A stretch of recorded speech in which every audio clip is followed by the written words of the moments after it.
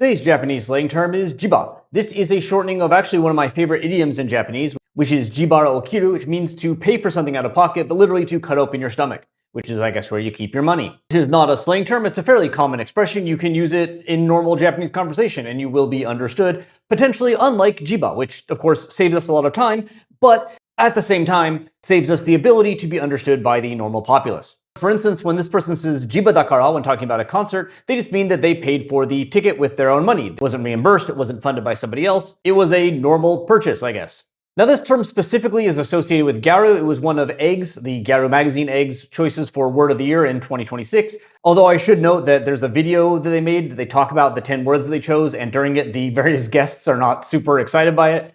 It seems to be particularly favored of one of their models named Erica. But yeah, it exists, it's real. If you pay for something yourself, you can say like jibada or jibade to show that that happened. However, here's the thing. Normally in a video like this, I would go in and look at, the history of this, how long it's been used. But the problem is this Google Trends chart, which shows you it's going all the way back to 2012 with a huge spike in December of 2014. Now, normally when I see a chart like this, I kind of go, oh man, this is going to take me forever. This is going to be a hard word to explain. There's going to be all kinds of stuff, but there's not. Basically, there are 3 jiba out there, and the one I introduced this video with, the one I wanted to start by talking about, is the least common by far, which does make it hard to trace because it's surrounded by all these other. And the first, the most common, the most popular, even today, is the one that caused that 2014 spike. And that is a shortening of Jibayan, which is a character from Yokai Watch. This show started in 2013, but the reason there's a spike in December of 2014 is that that's when the first movie came out. And by that time, Jiba as a shortening for this character's name was extremely commonplace, and again, still runs to today.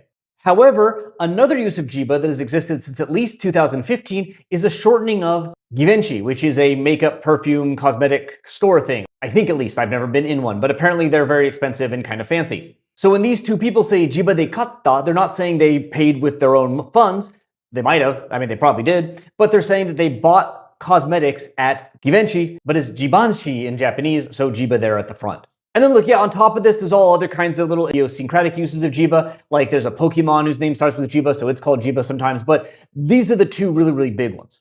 And so because of this, it's actually really hard to find lots of examples of the Garu one out there, and certainly nearly impossible to trace its origin. Like this one here from 2023, which would be a year before the Garu picked it up and started popularizing it, seems to me to definitely be a jiba that refers to paying by yourself. But it could be, the context isn't there, that they bought the cat, or that they bought cosmetics and the cosmetics were for that brand. But it also does make sense that Garu would come up with this because other people have independently certainly come up with it as a shortening, as in this person here. They're posting back in 2022, and they literally used Jibara before shortening it to Jiba because I guess they didn't want to type an extra 2 letters, and why not? Sure.